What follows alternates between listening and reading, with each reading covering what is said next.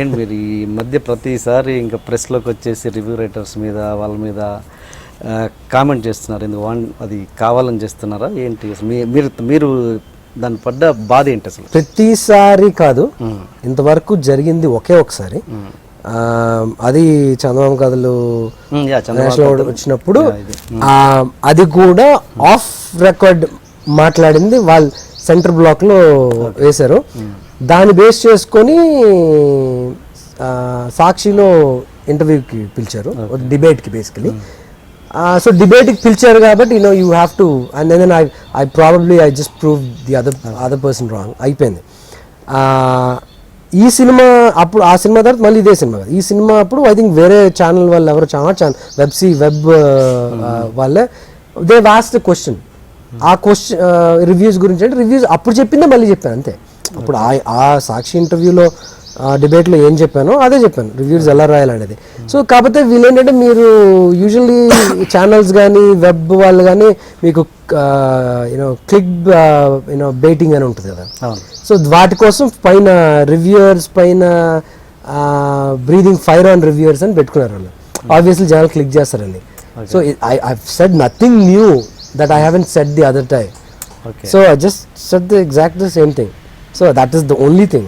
And అక్కడ నుంచి తర్వాత ఈవెన్ చందమామ కథలు ఇప్పుడు ఏమన్నారు, ఇప్పుడు వీళ్ళు నన్ను ఎవరు గుర్తించలేదు ఇక్కడ, అక్కడెక్కడ నేషనల్ అవార్డు వాళ్ళు గుర్తించారు. ఇప్పుడు I'm never self-obsessed. It's never about me. I've never said anything about me. It's always about the film.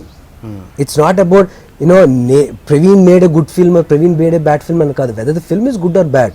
Okay. It's not the reason why I came into the industry and started making films is not about me becoming a good director or becoming a famous director. I don't want the reason why I started first cinema nunchi kuda promotions నేను ఎందుకు కూర్చోవాల్సి వస్తుందంటే because I don't have stars కాబట్టి.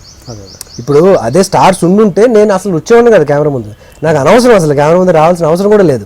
I'll just sit behind the camera, I'll do my work, let the work speak for itself. So Chandamama Kathalu cinema నేను again ఇప్పుడు నేను కొంత చెప్తే మీరు ఎక్స్ట్రా ఇంటర్ప్రిట్ చేసుకొని ఎక్స్ట్రా రాస్తారు అక్కడ ఆటోమేటిక్గా. ఇప్పుడు వెబ్సైట్లో వచ్చేది కానీ పేపర్లో వచ్చేది కానీ అంతే, ఎవరి ఇంటర్ప్రిటేషన్ వాళ్ళది. చందమామ కథలు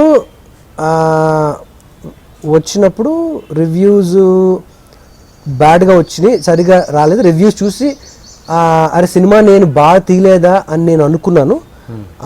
సో నాకు నేను ప్రూవ్ చేసుకోవడానికి ఆర్ నాకు నేను I have to have a conclusion కదా, వెదర్ నేను సినిమా మంచిగా తీసానా చెడ్డగా తీసాను. నాకు నేను ఒక డైలమాలో ఉండినప్పుడు నేను తీసాను అనుకున్నాను, కాదని అంటున్నారు రివ్యూస్లో. To prove my self I sent it to national award jury. వాళ్ళు నేషనల్ అవార్డ్ ఇచ్చిన తర్వాత ఇట్ ప్రూవ్స్ ఇట్ సెల్ఫ్ కదా అన్నాను.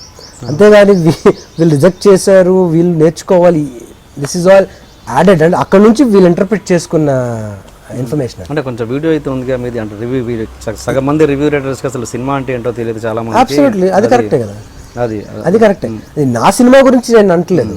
ఇప్పుడు మీరు అడిగింది నా సినిమా చండాలంగా రాశారు కాబట్టి అది పక్కన పెడితే ఇన్ జనరల్ రివ్యూ రైటర్స్ గురించి డిఫరెంట్. సినిమా నేను రివ్యూ రైటర్స్ కోసం రాయట్లేదు, అసలు నా గురించి ఏమి రాయొద్దు మీరు. చిచ్చి అవునా, చూపించండి నాకు, లేదా చూపించండి. అదే అంటాను, ఇప్పుడు మీరు సగం చెప్తే మిగతాది they will interpret themselves and they will write. ఇప్పుడు వీడియో ఉంటే ఓకే, రాయడానికి ఏముంది, ఇలా అన్నాడు అని రాసేయచ్చు కదా. Okay okay.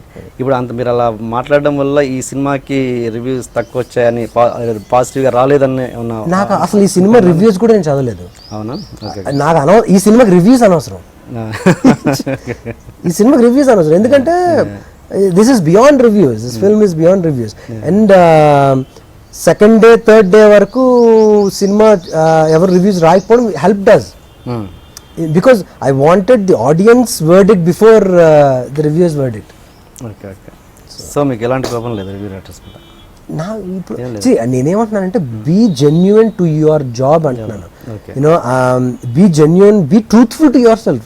ఎవరి గురించో కూడా కాదు, మీకు మీరు కరెక్ట్గా మీరు జెన్యూన్గా రివ్యూయర్ జెన్యూన్గా రాశాను అని మీ గుండెల మీద చేసుకొని చెప్పండి, I will accept it. So the problem is truth. అక్కడ ఇప్పుడు గవర్నమెంట్ ఉందండి, ప్రజలు ఉన్నాం మనం. Press, public, paper or media అనేది ఎవరికి సపోర్టింగ్ ఉండాలి? ప్రజలకు సపోర్టింగ్ ఉండాలి. ఎందుకు? గవర్నమెంట్ యూనో ప్రజలకి చేయాల్సింది చేయట్లేదు, చేయండి అని చెప్పి ఉండాలి. కానీ గవర్నమెంట్తో కుంభక అయిపోతే ఎవరికి నష్టం? ప్రజలే కదా. సో మీడియా మంచి సినిమాలు రావట్లేదు అని చెప్పి you know when you don't know the difference between a good cinema and a bad cinema, then there is a problem with you. Then you don't belong where you belong. అంటే ఇది అందరికీ తెలిసిన విషయం, ఇది జస్ట్ నాతో చెప్పిస్తున్నారు అంతే. ఇప్పుడు ఎంతమంది జెన్యున్ గా ఉన్నారు, ఎంతమంది review writers you know in double quotes అనేది అందరికీ తెలిసిన విషయమే. సో యూ జస్ట్ సేయింగ్, ఎవరో రాయడానికి ఆర్టికల్స్ రావాలి, అది ఎవరి మీద తిడుతూ రాస్తే తొందరగా సేల్ అవుతాయి, అది మంచిగా రాస్తే ఎవడు చదవడు కదా. అంటే మన ప్రకాష్ రాజ్ గారు కూడా పెట్టారు కదా ప్రెస్ మీట్, అలా అంటే ప్రతిసారి ఆ టాపిక్ వస్తుంది ఇండస్ట్రీలో. నేను ఇప్పుడు ఎవరిని అగైన్ మీరు ఆయన బ్యాక్ ఇంటర్వ్యూస్ వెళ్ళి చూడండి, వీడియో ఇంటర్వ్యూస్ అగైన్ రాసిన దాని మీద ఎవరైనా ఏం రాశారన్న దాని మీద నేను నా ఇన్ఫ్లుయెన్స్ ఏమి ఉండదు కాబట్టి వీడియోస్ చూడండి, సాక్షి ఇంటర్వ్యూ కానీ వేరే ఇంటర్వ్యూస్ ఏవైనా సరే. రివ్యూస్ రాసే విధానం తప్పు, రివ్యూవర్స్ అని జనరలైజ్ చేసి you have to be truthful to your self అన్నానే కానీ ఈ పర్టికులర్ రివ్యూ బాగాలేదు, వీళ్ళు ఇలా రాశారు అని అనలేదు. That I'm not here to do that basically. Just be truthful to your self. You're not answerable to anyone, I'm not answerable to anyone.